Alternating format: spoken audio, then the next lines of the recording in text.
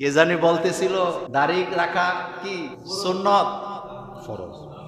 দাড়ি রাখা কিন্তু জান বাঁচানো কি? আপনি সব আসামিরে এক জায়গায় দাঁড়া করায়েন না।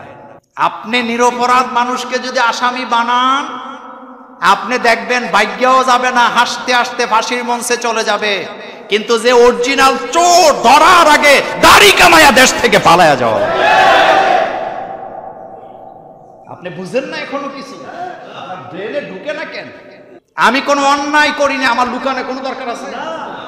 আপনি মারলেই কি, আমারে গুলি করলেই কি, ফাঁসি দিলে কি, আমি অন্যায় করি নাই, আমি মাথা নত করব না। কিন্তু আপনি চুরি করছেন, চোর সবসময় চোরই থাকে। বাড়িটা যেহেতু আপনার, আপনি যত দুর্বল হন, চোর কইয়া চিল্লানি দিলে চোর এখান থেকে ভাগতে কি বাধ্য। কথা বুঝাইতে পারিনি? আমি বলেন, আল্লাহ পাক বলছেন ইউরাফুল মুজরিমুনা বিসিমাহুম ফায়ুখাযু বিন নাওয়াসি ওয়াল আকদাম। কিয়ামতের ময়দানে চেহারা দেখে দেখে আল্লাহ চিনবে। অপরাধীদের চেহারা দেখলেই বোঝা যাবে তারা অপরাধী, তবে তাদেরকে তোমরা এমনি এমনি পাবা না। আল্লাহ পাক বললেন প্রত্যেক অপরাধীকে আমি কিয়ামতের ময়দানে ডান্ডা বেড়ি পরায়া দেব। আলেমকে আপনি বছরের পর বছর ডান্ডা বেড়ি পড়াইছেন বিনা অপরাধে, সুদ খায় নাই, ঘুষ খায় নাই, দুর্নীতি করে নাই, কারো গায়ে আঘাত করে নাই, কারো সম্পদ লুণ্ঠন করে নাই, সাদাবাজি করে নাই, টেন্ডারবাজি করে নাই, এরপরে আপনি ডান্ডা বেড়ি পড়াইছেন। কিয়ামতের ময়দানে আল্লাহ আপনাকে ডান্ডা বেড়ি পড়াইছেন। আলেমরা কারো শত্রু না, আলেমরা সবাইকে সতর্ক করে মাত্র।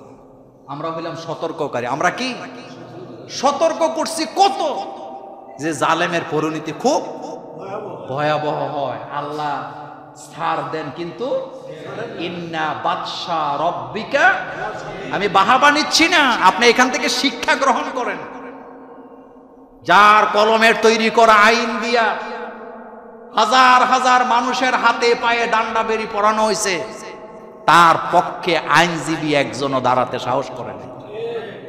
তা আপনি শিক্ষা নেন, আপনি বৎসনা দেওয়ার আগে শিখেন। আল্লাহ পাক বলছে কি করো, তুমি শিক্ষা গ্রহণ করো। এইগুলি তুমি করো না, তুমি অপরাধীদেরকে দেখে দেখে শিক্ষা গ্রহণ করো। আল্লাহ রাব্বুল আলামিন বলছেন ওয়াতারাল মুজরিমিনা ইয়াওমাইযিম মুকাররানিনা ফিল আসফাদ।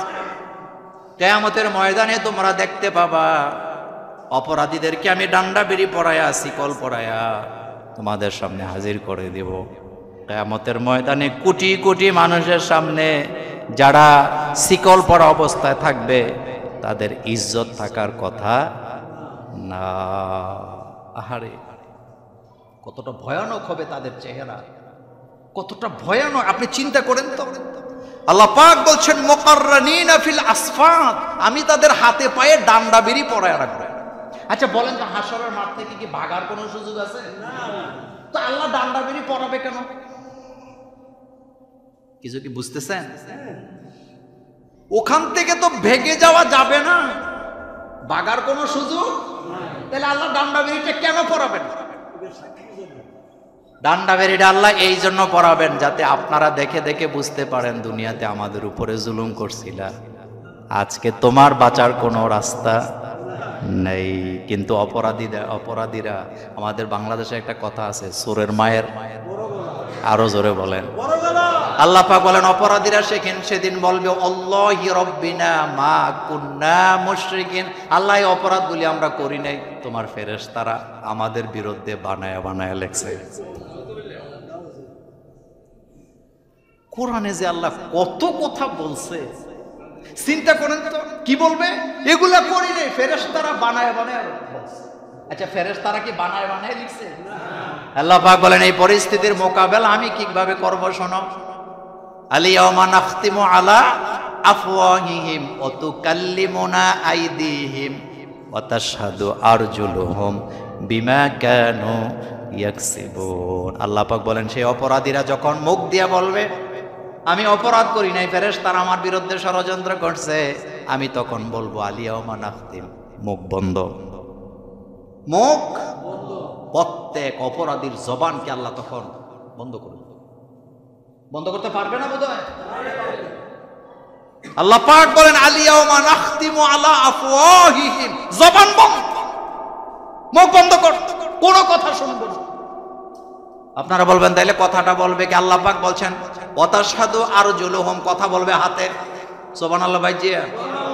মুখ বন্ধ করবে কে? কথা বলবে কে? হাতে কথা বলবে, পা সাক্ষী দিবে। ওয়াতাশহাদু আরজুলুহুম, হাতে বলবে আল্লাহ আমারে দিয়া পরনারী স্পর্শ করছে, আমারে দিয়া ঘুষের টাকা আমারে দিয়া গ্রহণ করছে, আমারে দিয়া পরনারীর গায়ে হাত দিছে, আমাকে দিয়া মানুষের গায়ে হাত দিছে, আমাকে দিয়া মানুষকে মেরেছে, আমাকে দিয়া মানুষের উপর অত্যাচার করেছে, আমাকে দিয়া মানুষের জমি জবরদখল করেছে। আর পা বলবে আল্লাহ হাত যা বলেছে সব সত্য। ওতুকাল্লিমুনা আইদিহিম, হাত কথা বলবে, ওয়াতাশহাদু আরজুলুহুম, পাগুলা সাক্ষী দিবে। বেচারা যখন ধরা পড়ে যাবে এখন বলবে অকালু লিজুলুদিহিম লিমা শাহিদতুম আলাইনা, সেদিন বিরক্তি হইয়া বলবে, হাতকে বলবে, পাকে বলবে, চামড়াকে বলবে, কেন আমার বিরুদ্ধে সাক্ষী দিলি? লিমা শাহিদতুম, লিমা শাহিদতুম আলাইনা, কেন আমাদের বিরুদ্ধে সাক্ষী দিলি? অথচ তোরে সতেজ রাখার জন্য ভিটামিন ডি খাইছিলাম, দামি দামি সাবান ব্যবহার করেছিলাম, টাওয়াল ব্যবহার করেছিলাম, কেন আমার বিরুদ্ধে সাক্ষী দিলি? তখন হাত পা বলবে দুনিয়াতে আল্লাহ আমাদেরকে কথা বলার শক্তি দেয় নাই, যার কারণে বলতে পারি নাই। আজকে যখন আল্লাহ সুযোগ দিয়েছে, তোর জীবনের সব অপকর্ম আমরা আল্লাহর দরবারে বলে দেব।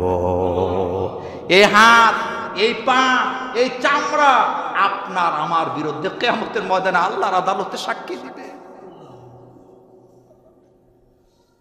সাক্ষীর কোনো দরকার নাই, আপনার হাত সাক্ষী দিবে। এগুলা মোল্লার কথা না, আল্লাহর কথা। কত ভয়ানক হবে আল্লাহর বিচার। আল্লাহ পাক বলবেন লিমানিল মুলকুল ইয়াউম, আজকে রাজত্ব কার?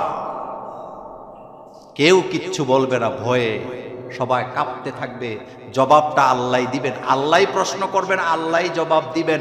লিল্লাহিল ওয়াহিদিল কাহ্হার, রাজত্ব কার? বলেন, চিল্লায় বলেন, আরো আস্তে কোন কার?